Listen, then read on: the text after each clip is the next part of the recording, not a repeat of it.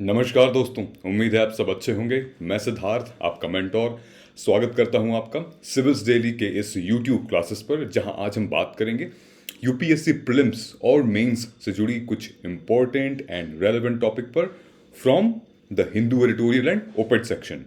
ठीक है, इस चर्चा में आगे बढ़ने से पहले आज की हमारी टू डू लिस्ट, जहां पे हम बात करेंगे आंसर इवैल्यूएशन की, ethics code of the day क्या है, ऐसे का क्वेश्चन, टॉप 3 वोकैबुलरीज क्या हैं पूरे आर्टिकल्स में आज, और एडिटोरियल एनालिसिस, फिर उस पे बेस्ड क्वेश्चन। और ये मैंने आपको बता दिया था 10 मार्च का डेट है, जो कि नेक्स्ट विनर अनाउंस होगा। ओके, सो इसको अपने कॉपी पेन के हिसाब से अब चाय पानी आराम से लेके बैठिए, समझिए, और टू डू लिस्ट अपना बनाते रहिए, क्या क्या आपने पढ़ लिया है और क्या आपको पढ़ना है। ओके, तो शुरू करते हैं। लेकिन सबसे पहले ये 1 मार्च है आज, 1 मार्च 2022, दिन है मंगलवार, ट्यूसडे। नया महीना, नई शुरुआत, एक नया आगाज, एक नया mindset, new focus, new intentions and new results.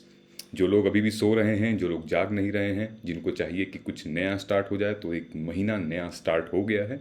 आप मोटिवेट करिए, सेल्फ मोटिवेट रहिए अपने आप को, और आप अब आगे बढ़ सकते हैं, because every month is a new beginning, every day is a new beginning. Okay, और सबसे दूसरी बात, आज है महाशिवरात्रि, तो आप सभी को ढेर सारी शुभकामनाएं। भोलेनाथ आप सबको ढेर सारा आशीर्वाद दें, और ये मोटिवेट आपको हमेशा वो एनर्जी दे, मोटिवेट करते रहें आपको, कि आप सही राह पे चलें और आपका एग्ज़ाम, सिविल सर्विसेज का एग्ज़ाम क्रैक हो। ठीक है, आज की डेट में सबसे बढ़िया बात मेरे साथ ये हुई थी कि one of my Muslim friend, he WhatsApped me, उसने मेरे को महाशिवरात्रि की बधाइयाँ दी हैं।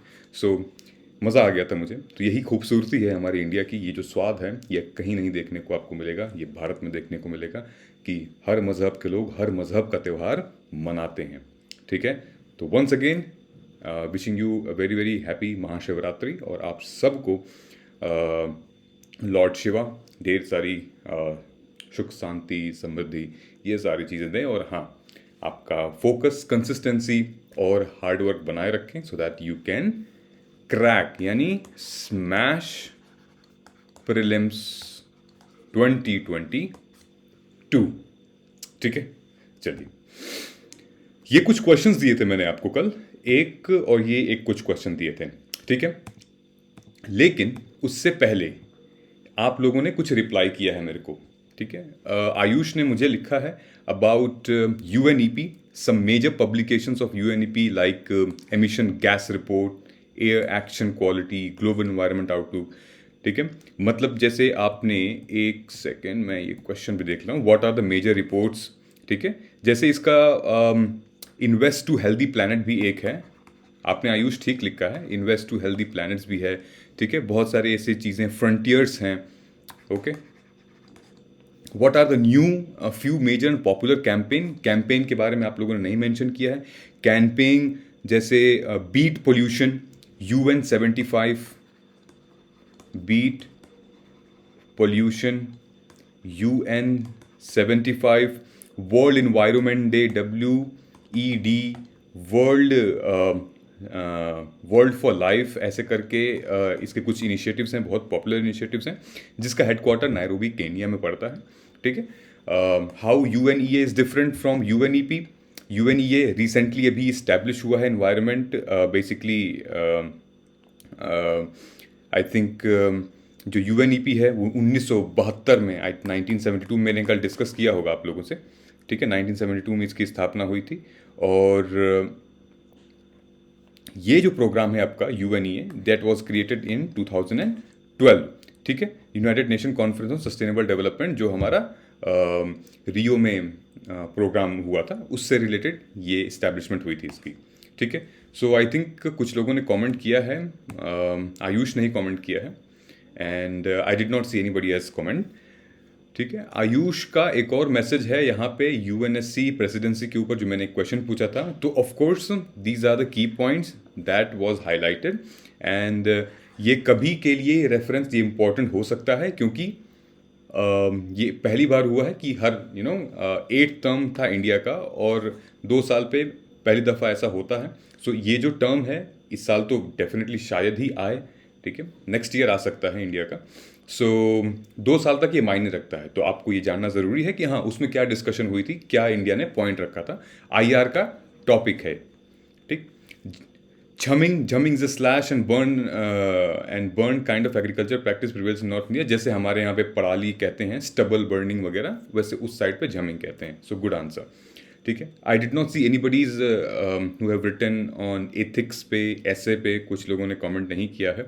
सो आई वुड रिक्वेस्ट यू कि ये भी एक डिमेंशन है, आप इसको एक्सप्लोर करिए, ठीक है।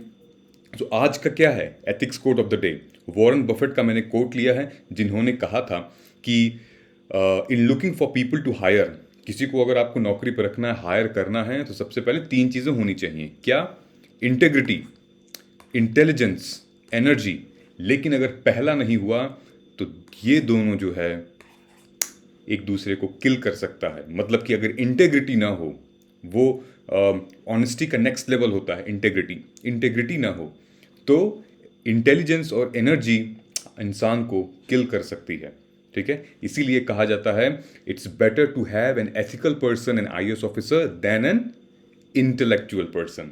ओके, आप इस स्टेटमेंट से क्या समझते हैं, प्लीज़ आप इसको एक्सप्लेन कर सकते हैं। मेरी 2-3 लाइन 4 लाइन में, ज़्यादा डिटेल में नहीं जाना है, ठीक है।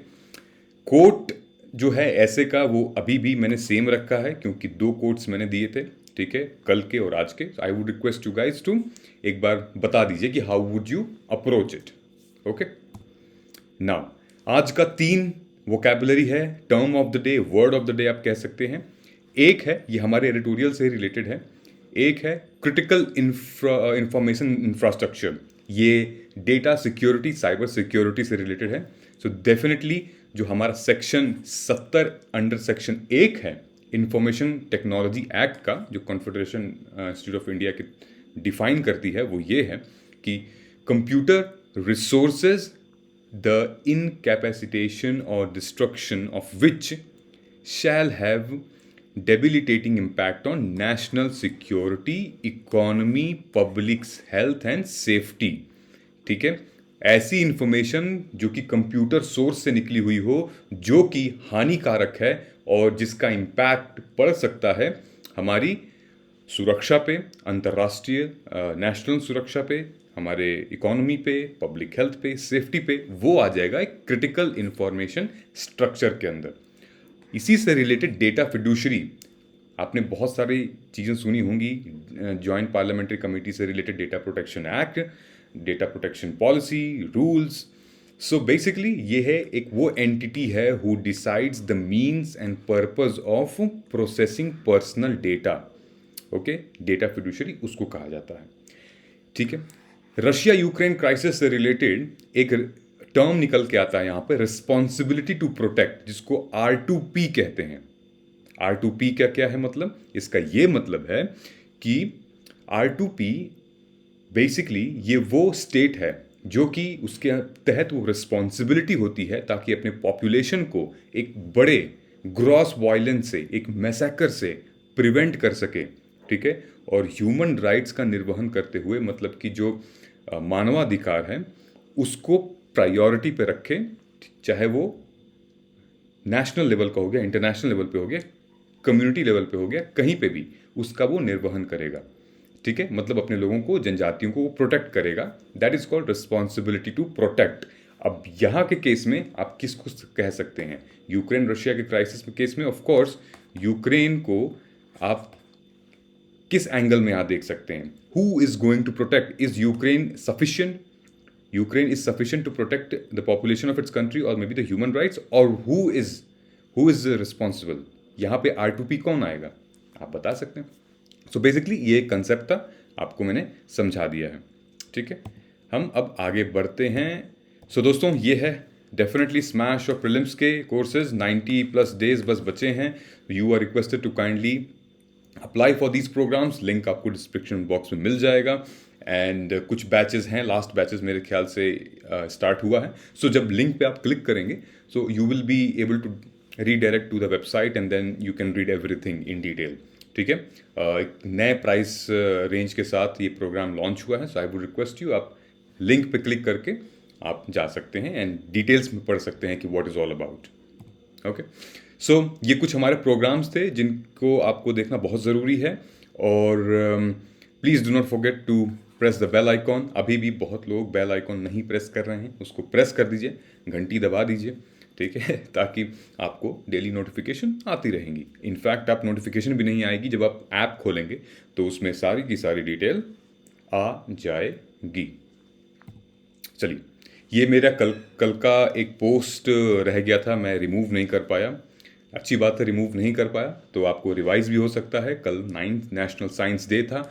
इंपॉर्टेंट क्या है? थीम क्या थी? Integrated approach in science and technology for sustainable development.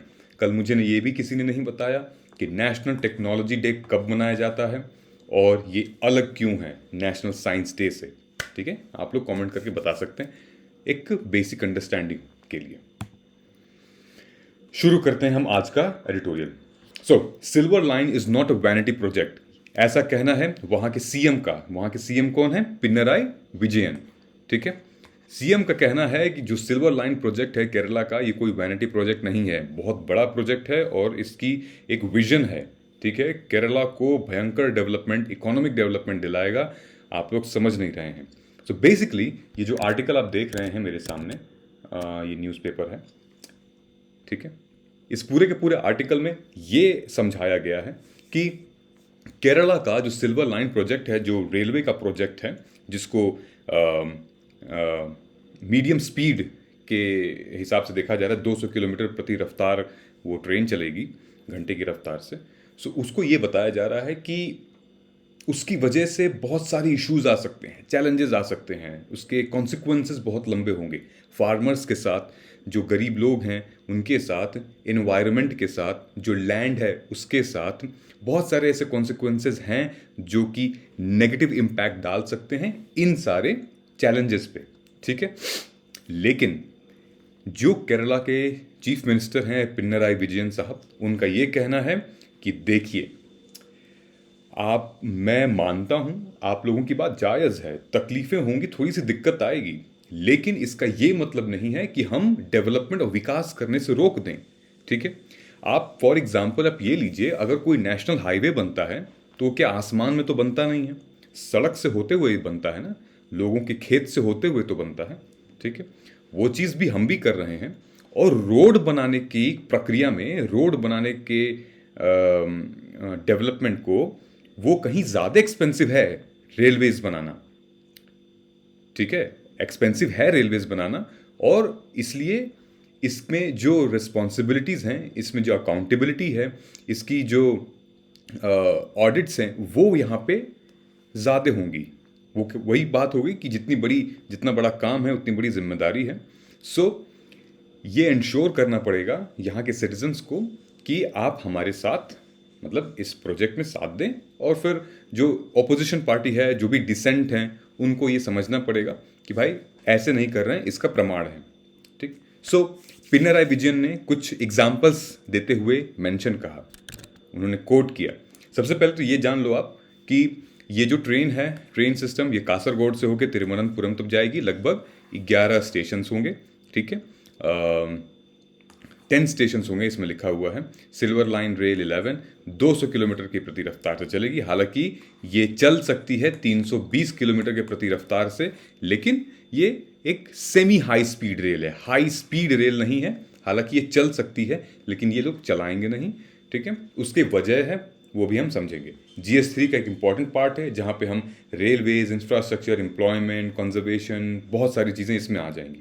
ठीक है, क्योंकि ये मास डेवलपमेंट का काम है और इसमें ढेर सारी चीज़ें लगेंगी, बहुत सारे फंड्स लगेंगे, एम्प्लॉय लगेंगे, नेचुरल रिसोर्सेज डिप्लीट होगा, या फिर बहुत सारी ऐसी चीज़ें हैं, इम्पैक्ट होगा। और तो मेन आज के मुद्दे में हम ये समझेंगे कि अगर ये बना, लेट्स से कि अगर ये बना तो फिर क्या क्या अपॉर्चुनिटीज़ आ सकती हैं।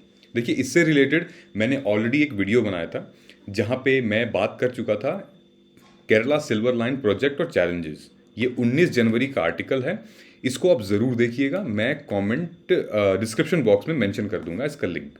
ठीक है, केरला से ही रिलेटेड मैंने और भी चीज़ें बताई थी। यहाँ शशि थरूर का आर्टिकल आया था द हिंदू में, रियलिटी ऑफ प्राइवेटाइजेशन। फिर केरला से ही रिलेटेड एक और वीडियो बनी हुई थी जिसमें लोकायुक्त के बारे में बात किया गया था अभी रिसेंटली। तो केरला एक बहुत ही सिग्निफिकेंट प्रोजेक्ट है, केरला एक बहुत ही सिग्निफिकेंट पार्ट भी है इंडिया का। क्यों है?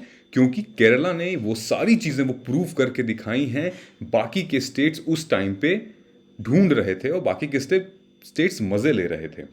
केरला ने 1950s भारत के आज़ाद होते से ही जो धरातल पे, जो ज़मीन स्तर पे जो उन्होंने काम किया है, प्रैक्टिकली जो काम किया है, वो काबिल तारीफ है। ठीक है, इसीलिए केरला कुछ इंडिसेस में, कुछ इंडेक्सेस में हाई रहता है, चाहे वो पब्लिक से रिलेटेड हो, ह्यूमन हेल्थ से रिलेटेड हो, वो एडुकेशन से रिलेटेड हो। ठीक है, वो हमेशा हाई रहता है। कुछ मामलों में केरला ने बहुत अच्छा परफॉर्म किया है, पूरे इंडिया में नहीं, एशिया में, या इनफैक्ट यूरोप तक के देश तारीफ करते हैं इसकी। ठीक है, इसलिए इंडिया को केरला को एक रोल मॉडल मानना चाहिए, इंडियन स्टेट्स को केरला को रोल मॉडल मानना चाहिए। और बेसिकली जो भी चेंजेस, मेजर चेंजेस यहाँ होते हैं, वो इनफैक्ट नेशनल लेवल को इम्पैक्ट करते हैं। ठीक है, सो आइए समझते हैं। यहाँ पे हमने बात की है मॉडर्नाइजेशन ऑफ इकोनॉमी। ठीक है, इस आर्टिकल से समझते हैं। तो जो पिनराई विजयन की गवर्नमेंट है वो अभी भी लोगों को कन्विंस करने में लगी हुई है कि गुरु ये प्रोजेक्ट सही है। जो रास्ते आप 12 घंटे में तय करते हो वो रास्ते मैं आपको 4 घंटे में तय करवा दूंगा। ठीक है, बेसिकली जो मतलब कासरगोड से और तिरुवनंतपुरम का जो रास्ता है लगभग 530 किलोमीटर का है। आप 12 घंटे में जाओगे, मैं आपको 4 घंटे में, 8 घंटे का आपका टाइम बचेगा। आप सो सकते हो, आप घूम सकते हो, आप लिख पढ़ सकते हो, प्रोडक्टिविटी आप कर सकते हो कुछ। ठीक है, लेकिन यहाँ के लोग अभी भी कन्विंस नहीं है उसको। सो पिनराई विजयन ने एक एग्जाम्पल दिया। उन्होंने एग्जाम्पल किसका दिया? जापान का। जापान का क्या एग्जाम्पल दिया उन्होंने? जापान को बोला, जापान ने 1950s में कुछ ऐसे ही कंसेप्ट के साथ वो भी इंट्रोड्यूस किया। उसने कहा कि हम एक हाई स्पीड, सेमी स्पीड नहीं, हाई स्पीड रेलवे बनाएंगे। ठीक है, लोगों ने बहुत निंदा की, लोगों ने बहुत क्वेश्चंस किए कि अभी तो तुम्हारी कमर टूटी हुई है, अभी वर्ल्ड वॉर हुआ है और तुम जो कि है अब हाई स्पीड रेलवे ट्रैक बनाओगे, दिमाग ख़राब हो गया है तुम्हारा, सारी की सारी इकोनॉमी उसी में घुस जाएगी, तुम मतलब is like what shit you are talking about, something like that. Okay, but वहाँ के उस टाइम पे जो प्राइम मिनिस्टर थे जापान के, उन्होंने ये इंश्योर किया ये सब बकवास है, I am a visionary, my team is visionary and we will work. एक तो हम टेक्नोलॉजी के मामले में और दूसरा हम एनवायरनमेंट के मामले में, हम दोनों काम करेंगे। तो बेसिकली 1964 में जापान की या पूरे के पूरे विश्व की, वर्ल्ड की पहली first high speed rail line establish हुई जिसका कहा गया शिंकानसेन। शिंकानसेन वो पहली ऐसी रेल प्रोजेक्ट था जो कि वर्ल्ड को मोटिवेट किया, इंस्पायर किया कि हम भी कर सकते हैं। हर कंट्री, हर स्टेट ये ड्रीम करने लगा कि हमारे यहाँ भी प्रोजेक्ट ऐसा आना चाहिए। तो जब जापान कर सकता है यहाँ पे, सो बेसिकली इंडिया क्यों नहीं कर सकता? जापान 1964 में कर लिया, अब तो हमारी सिचुएशन अच्छी है काफ़ी, तो अब केरला क्यों नहीं कर सकता है? ठीक है, सो बेसिकली जापान ने वहाँ पे इकोनॉमिक रिसर्जेंस हुआ था, वहाँ पे बहुत स्ट्रांग नहीं था जापान, वर्ल्ड वॉर से टूटा हुआ था, लेकिन फिर भी उसने बनाया। ठीक है, तो इसी का एग्जाम्पल देके यहाँ पे पूरी की पूरी बात की जा रही है। ठीक है, so basically modernising the economy, जब हम मॉडर्नाइजिंग द इकोनॉमी की बात कर रहे हैं दोस्तों, जैसा मैंने आपको बताया, Kerala is that state which have achieved most of the preconditions of the economic take off. ठीक है, जब इकोनॉमी ऐसे ऐसे जाती है तो बहुत सारी चीज़ें पहले ही उसने अचीव कर ली थी। जैसा मैंने आपसे बताया कि हेल्थ के मामले में, एडुकेशन के मामले में, ठीक है, was not only the best in the country but east Asian tiger economies में तोड़ू थी, सबसे आगे थी। ठीक है, हाँ, केरला में इकोनॉमिक अपॉर्चुनिटी थोड़ी सी स्लिप हो गई थी। स्लिप बोले तो बहुत कम लोग वहाँ पे इन्वेस्टमेंट करते थे। ठीक है, मतलब कि इंफ्रास्ट्रक्चर से रिलेटेड, रिसर्च से रिलेटेड, एकेडमिक इंस्टीट्यूशन से रिलेटेड, ठीक है, कोई आईआईटीज, आईआईएम्स वहाँ पे एस्टैब्लिश नहीं है। ठीक है, कोई बड़ी कंपनी वहाँ पे एस्टैब्लिश नहीं है। यही एक ऐसी सेगमेंट है जहाँ पे केरला चूक गया, अदरवाइज केरला का कोई तोड़ नहीं था, कोई मतलब उसको छू भी नहीं पाता जिस तरह से वो जाता। ठीक है, हाँ कुछ इन्वेस्टमेंट नहीं मिल पाई, रिसर्च एंड एकेडमिक इंस्टीट्यूशन नहीं खुल पाए। ठीक है, कहा जाता है केरला वो राज्य है जहाँ पे सबसे ज़्यादा स्किल वर्कर्स मिलते हैं, स्किल्ड वर्कर्स। ठीक है, एक्सपोर्टर ऑफ स्किल्स कहा जाता है। किस मामले में? ढेर सारे नर्सेज हैं, इंजीनियर्स हैं, टीचर्स, मीडिया प्रोफेशनल्स। ठीक है, इनफैक्ट जो टर्शरी एजुकेशन है वहाँ की, मतलब जो ग्रेजुएट पोस्ट ग्रेजुएट लोग करते हैं, वहाँ पे भी सबसे ज़्यादा बच्चे जो स्टूडेंट्स हैं वो हर साल लगभग 2-3 लाख बच्चे ऐसे एडमिशन लेते हैं फर्स्ट ईयर में। ठीक है, और maximum they take engineer as their optional. ठीक है, लेकिन वो इंजीनियर्स केरला खुद में ना रह के वो बाहर चले जाते हैं, बिकॉज यहाँ पे कोई ऐसी इकोनॉमिक इन्वेस्टमेंट इंफ्रास्ट्रक्चर नहीं है so that they can invest their skills here. Therefore बाहर चले जाते हैं, कंट्री के बाहर चले जाते हैं। ठीक है, सो ये कुछ एक ऐसा आर्टिकल है जहाँ मैं आपको बताना चाहता हूँ। बेसिकली एक हमारी जो इकोनॉमिक एक्टिविटीज़ है केरला की, ये अभी ये रियलाइज़ कर रही है कि भाई जो टैलेंटेड हैं, जो एडुकेटेड हैं, जिनको जॉब नहीं मिल रही है बाहर, उनके लिए हमें कुछ करना पड़ेगा। ठीक है, उनको दिमाग तो तभी तो इंफ्रास्ट्रक्चर बनेगा, उन लोगों की ज़रूरत पड़ेगी हमें। ठीक है, इंजीनियर्स की ज़रूरत पड़ेगी हमें, प्लानिंग एंड मैनेजमेंट की ज़रूरत पड़ेगी हमें। ठीक है, एंड साइमल्टेनियसली जब वो एंगल खुलेंगे तो और भी सारी चीज़ें जो अनस्किल्ड लेबर हैं उनकी भी ज़रूरत पड़ेगी। ठीक है, सो बहुत, चाहे वो एरोनॉटिकल टेक्नोलॉजी होगी, चाहे आर्टिफिशियल इंटेलिजेंस हो गया, चाहे एनिमेशन हो गया, मीडिया टेक्नोलॉजी, लाइफ साइंस, मतलब हेल्थ केयर, बहुत सारी चीज़ें। ठीक है, सो हुआ ये था कि भाई अब जो है पोस्ट पैंडेमिक वर्ल्ड में अब क्या हो रहा है कि जो कंपनीज हैं वो बेसिकली वो स्पेस देख रही हैं जो कि थोड़ी सी ग्रीनर हो। ठीक है, ऐसा दिल्ली बेंगलोर तो अब हो गया, सेट हो गया मामला, दिल्ली बेंगलोर मुंबई कलकत्ता चेन्नई, लेकिन अब कंपनीज देख रही हैं जो थोड़ी सी स्पेशियस हो, ग्रीनर हो, खाली हो, लैंड कॉस्ट जहाँ पे कम हो। ठीक है, और केरला एक ऐसी कंट्री है जो इन सब का एक यूनिक एडवांटेज है, एक पॉजिटिव सिनेरियो है इन कंपनीज के लिए इन्वेस्ट करने के लिए। ठीक है, सो ये कंपनीज तभी इन्वेस्ट करेंगी जब यहाँ के कुछ प्रैक्टिकल नीचे ज़मीन पे धरातल पे कुछ काम हुआ हो। वही काम सीएम पिनराई विजयन करना चाहते हैं इस रेलवे लाइन को स्टैब्लिश करते हुए। ठीक है, हाँ देयर आर ऑलरेडी केरला में जो हमारी इंटरनेट कनेक्टिविटी है और एजुकेशन सिस्टम है, जो हेल्थ फैसिलिटी है, मॉडर्न अम्यूनिटीज़ हैं, वो सब तो बहुत तोड़ू है, फाड़ू है, सबसे अलग है वो। ठीक है, लेकिन एक मामला है, वही है इन्वेस्टमेंट का। So Kerala is the right state where in any company should they want to invest, they can invest considering these things. ठीक है, अब हम आते हैं यहाँ पे डिस्पर्सिंग इकोनॉमिक ग्रोथ पे। सी डिस्पर्सिंग इकोनॉमिक ग्रोथ का मतलब ये है, केरला के सीएम पिनराई विजयन का ये कहना है, जैसे मुंबई में लोकल ट्रेन्स है ना, पूरा मुंबई कवर कर रखा है, और जैसे जब लोकल ट्रेन्स के जो स्टेशन हैं वो स्टैब्लिश होते हैं तो आसपास के फ्लोरा एंड फना भी स्टैब्लिश हो जाते हैं, जैसे कि टैक्सी सर्विसेज हो गए, छोटे मोटे शॉप्स हो गए, कॉम्प्लेक्स हो गए, बिल्डिंग्स हो गई।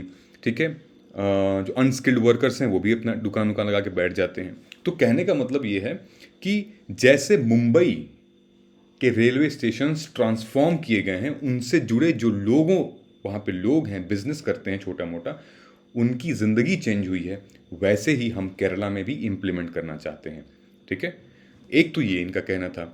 दूसरा इनका ये कहना था कि हम ये नहीं कह रहे हैं कि हम हाई स्पीड रेलवे लाइन बनाएंगे, हम बनाएंगे सेमी स्पीड। सेमी स्पीड की स्पीड होगी 200 किलोमीटर प्रति घंटा, हाई स्पीड की 320 होती है।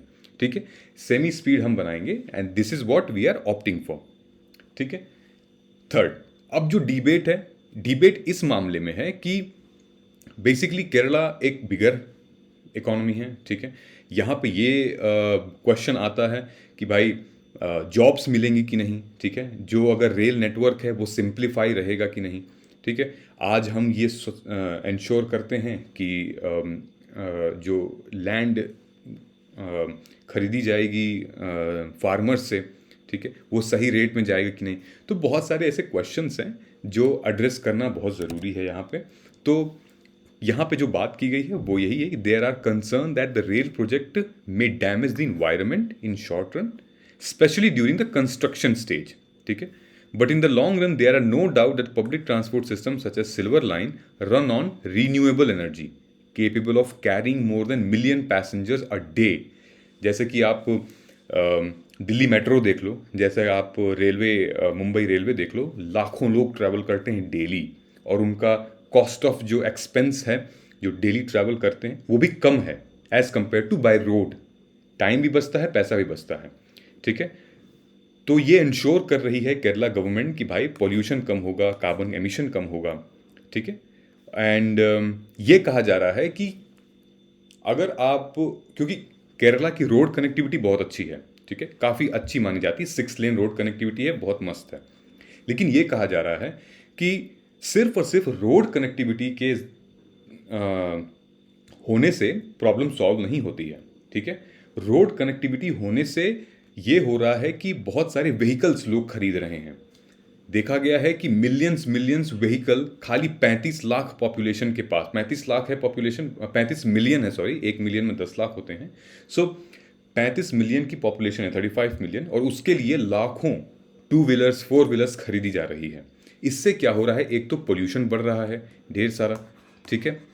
दूसरा क्या हो रहा है कि जो एक्सीडेंट्स हो रहे हैं रोड पे वो ज़्यादा हो रहे हैं as compare to earlier times, ठीक है।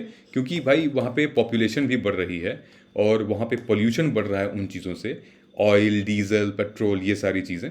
उसके बाद एक्सीडेंट्स भी हो रहे हैं, टाइम भी ज़्यादा लग रहा है आपको, पैसा भी ज़्यादा लग रहा है। तो क्यों ना इन चीज़ों को हम ध्यान में रखते हुए रेल प्रोजेक्ट को इंट्रोड्यूस करते हैं, ठीक है, जहाँ पे रिन्यूएबल एनर्जी के साथ हम काम करेंगे, कार्बन एमिशन कम होगी, सस्ती टिकटें होंगी, टाइम आपका बचेगा, ठीक है। और तो और जो आसपास के जो, मतलब जैसे रेलवे स्टेशन स्टैब्लिश होगा तो 10 स्टेशंस हैं, 10 स्टेशंस, उन 10 स्टेशंस के आसपास of course flora and fauna धीरे धीरे बस्तियां बसने लगेंगी और लोगों का फायदा होगा, राइट।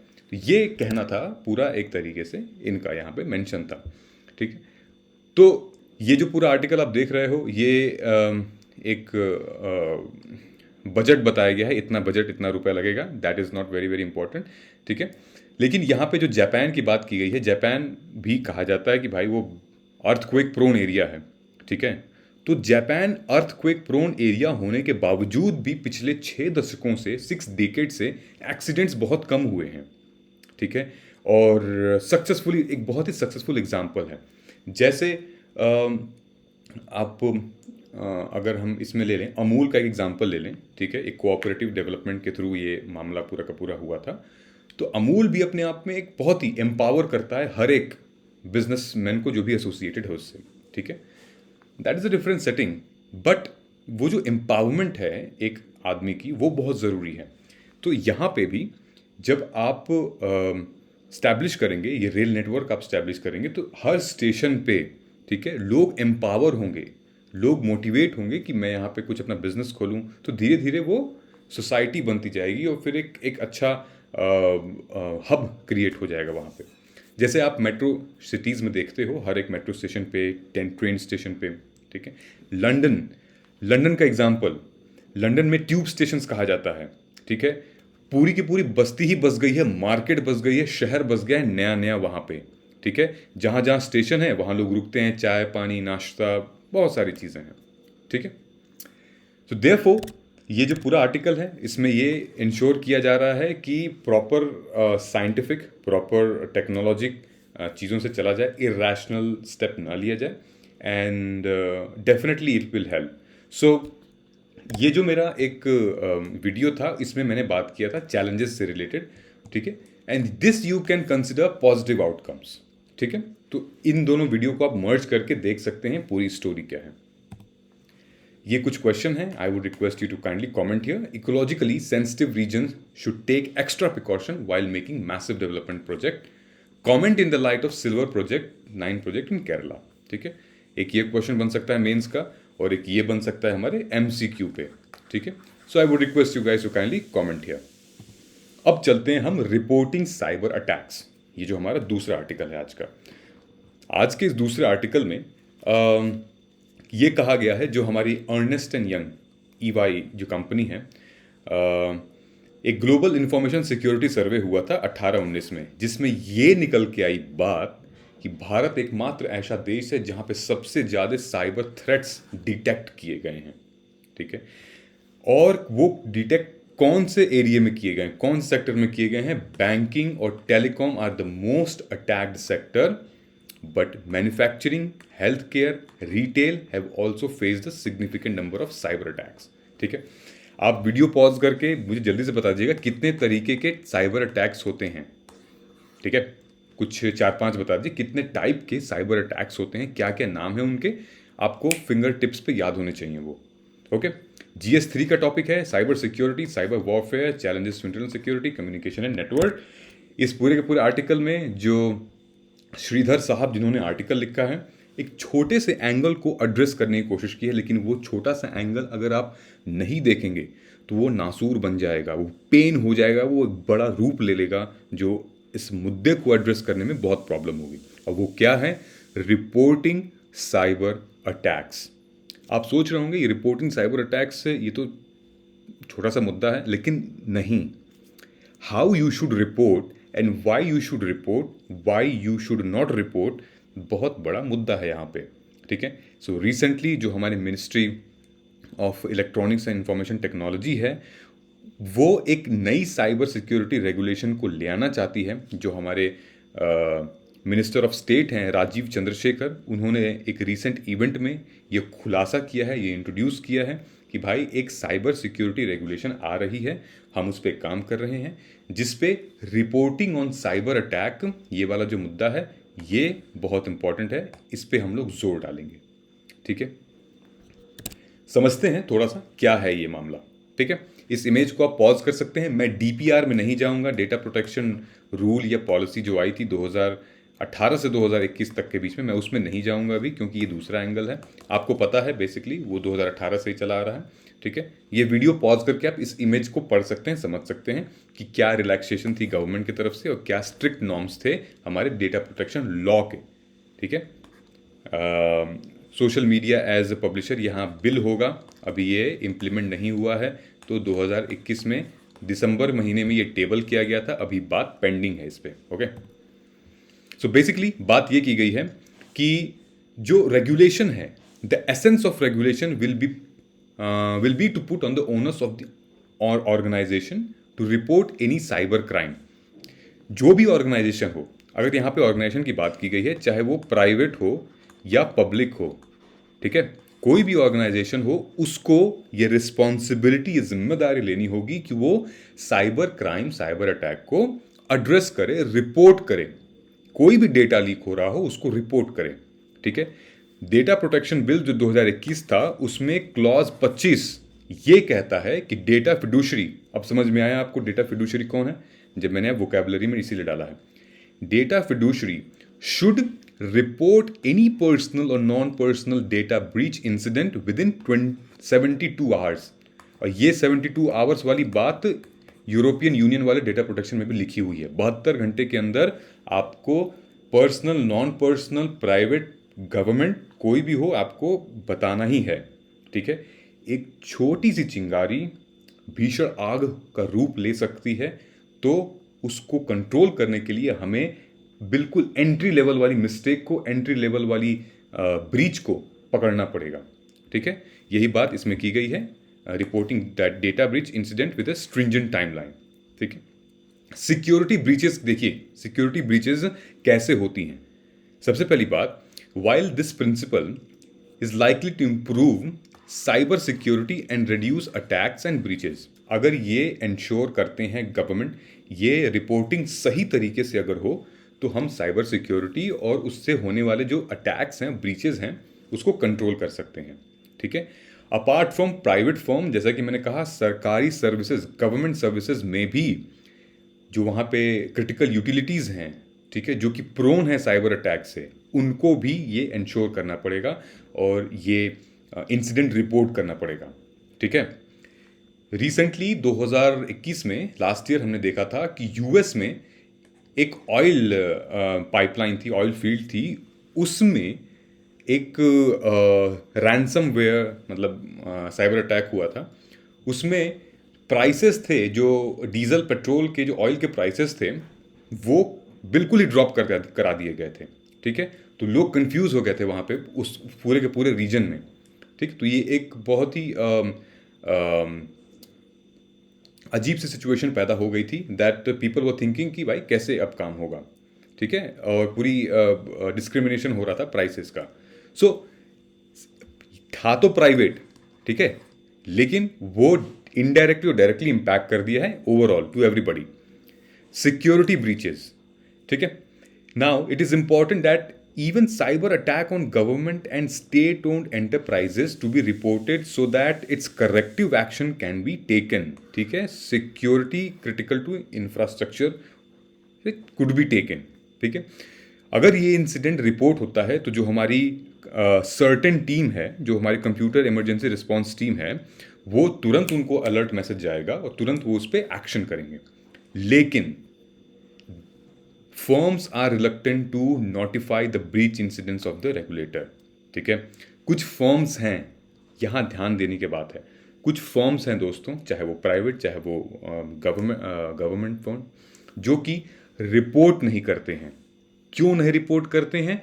क्योंकि ध्यान से सुनिएगा, वो इसलिए नहीं रिपोर्ट करते हैं क्योंकि उनके फर्म पे एक नेगेटिव इम्पैक्ट पड़ता है कि अरे फलाने की कंपनी में तो फ्रॉड हुआ है, फलाने की कंपनी में तो डेटा ही चोरी हो गया है, राइट। सो इसका मतलब ये है, इसमें ये भी कहा जा रहा है वो कंपनी, ये आर्टिकल देखिए ग्रीन कलर का राइट हैंड साइड में मैंने जो हाईलाइट किया है, ऐसा देखा गया है, एक सर्वे ऐसा हुआ था तो ऐसा देखा गया है कि उस कंपनी की जो शेयर प्राइसेस हैं वो गिर जाते हैं अगर वो कंपनी में डेटा ब्रीच, डेटा फ्रॉड हुआ है, कोई साइबर सिक्योरिटी ब्रीच हुई है और वो पब्लिक में बता देते हैं या फिर वो रिपोर्ट कर देते हैं, तो बेसिकली उस कंपनी के शेयर गिर जाते हैं। ठीक है, ये देखा जा रहा है कि लगभग 3 महीने बाद भी अगर वो सिचुएशन रिजॉल्व नहीं हो रही है और वो मामला हीट हो गया, हीटअप हो गया, तो वो उसके शेयर ड्रामेटिकली नीचे गिर जा रहे हैं। ठीक है, तो यही वजह है कि बदनामी से और डर के मारे लोग रिपोर्ट नहीं करते हैं। कहाँ पे? ये जो हमारा रेगुलेशन है, सिक्योरिटी अटैक्स हो गया, साइबर सिक्योरिटी, उस पर रिपोर्ट नहीं करते हैं। ठीक है, क्योंकि भाई एक इमेज पे उनके it's like a potential harm to their image. ठीक है, वो इसलिए वो डिस्क्लोज नहीं करते हैं। तो जो आर्टिकल में ये क्वेश्चन भी लिखा हुआ है कि भाई how will the regulator come to know when a firm does not disclose a security breach. ठीक है, आपको क्वेश्चन का आंसर भी मिल जाएगा। मेंस के लिए बहुत अच्छा है ये। ठीक है, मेंस के लिए बहुत अच्छा है क्योंकि you will find the question and the answer and you will get the reply immediately here. ठीक है, अब कैसे फर्म्स को पता चलेगा कि भाई ये डेटा डिस्क्लोज नहीं कर रहे हैं? किससे वजह? सिक्योरिटी ऑडिट से। These audits could be comprehensively enough to identify such incidents that might have been reported by the firm। ठीक है, लेकिन अनफॉर्चुनेटली दोस्तों, भारत एक ऐसी कंट्री है जहाँ पे वो कैपेसिटी नहीं है और ऑडिट कंडक्ट कराने की, हमारे पास उतनी फंडिंग नहीं है, हमारे पास ऑडिट कराने का इंफ्रास्ट्रक्चर नहीं है, लोग नहीं हैं। ठीक है, अगर ये मामला आ जाए तो थर्ड पार्टी रेगुलर ऑडिट के थ्रू हम ये सारी चीज़ों को, इसके जो गैप्स हैं उसको रिड्यूस कर सकते हैं, right. What could be the possible solution apart from enacting rules? क्या हो सकते हैं? वो ये कि third party cyber security auditor का एक पैनल बैठाया जाए, ये हो सकता है सरकार द्वारा। ठीक है, to conduct cyber security assessment preliminary amongst all the government department, चाहे वो नेशनल लेवल पे हो चाहे वो स्टेट लेवल पे हो, सो दैट जो सिक्योरिटी है या फिर जो इंसिडेंट हो रहे हैं और जो थ्रेट्स मिल रहे हैं वो तुरंत उसको हम पकड़ सकें। ओके, देयरफॉर गवर्नमेंट को ये मैंडेट कर देना चाहिए कि periodic security audit be published by private firms, arrange the conduct surprise security audits enforcement towards it. Okay, IBM company है बैंगलोर में दोस्तों। IBM ने बहुत अच्छे तरीके से उन्होंने अपना पूरा सिक्योरिटी सिस्टम इस्टेब्लिश किया हुआ है। अगर मैं यहाँ पे आपको दिखाऊं हाँ, much like IBM which set up large cyber security command centre in Bengaluru, वैसे ही अदर फर्म्स को, चाहे वो गवर्नमेंट हो गए प्राइवेट हो गए, उनको सीखना चाहिए इस सिस्टम से, IBM के इस फंक्शन से, ताकि जो हमारा यूरोपियन यूनियन का जो GDPR रूल है, जो हमारे इंडिया का जो DPR डेटा प्रोटेक्शन रूल है, वो मैच कर सके। एक साइबर सिक्योरिटी को कंट्रोल करने का और उसको प्रोटेक्ट करने का पूरा प्रावधान हो सके, प्रोविज़न हो सके, ठीक है, डेटा प्रोटेक्ट होने का पूरा प्रोविज़न हो सके, और किसी भी कंट्री में, किसी भी स्टेट में, किसी भी इंडिविजुअल के बीच में वो डेटा का जो फ्लो है वो सीमलेस रहे, ठीक है, कोई भी थ्रेट ना रहे। तो ये बहुत ज़रूरी है, डेटा को मतलब थ्रेट को रिपोर्ट करना, और कोई भी ब्रीच कर रहा है उसको रिपोर्ट करना, that is very very important, ठीक है। कुछ फर्म्स को तो इंसेंटिव्स दिए जाते हैं कि डेटा डिस्क्लोज मत करना, तो ये गलत बात है, ठीक है, जैसे कि मैंने यहाँ लिखा हुआ है, ठीक है। चलो, ये कुछ क्वेश्चंस हैं जिसको आप वीडियो पॉज करिए और समझ के बताइए। What are the recent steps taken by the government, what are the major challenges setting up the robust cyber security in India, और बुडापेस्ट कन्वेंशन क्राइम क्या है, साइबर क्राइम, क्या इंडिया इसका सिग्नेटरी है या नहीं, ये कमेंट करके आप मुझे बताइएगा, ताकि हम कल मिलते हैं अपने ओपेड एनालिसिस में और इस पे हम डिस्कशन करेंगे, ठीक है। So thank you so much guys, उम्मीद है आप सबको ये आज का ओपेड एनालिसिस समझ में आया होगा। अपने फीडबैक हमें कमेंट करके प्लीज़ बताइएगा, और पूछे गए आंसर क्वेश्चंस पे प्लीज़ आप कमेंट करके बता सकते हैं। लाइक शेयर सब्सक्राइब करना ना भूलें। अपने सुझाव हमें कमेंट के थ्रू लिखते भेजें। कैसा चल रहा है प्रोग्राम, कोई नया इनिशिएटिव आप चाहते हैं वो भी ऐड करा सकते हैं। तब तक हम आपसे मिलते हैं कल के एनालिसिस में। आप अपना ख्याल रखिए। जय हिंद।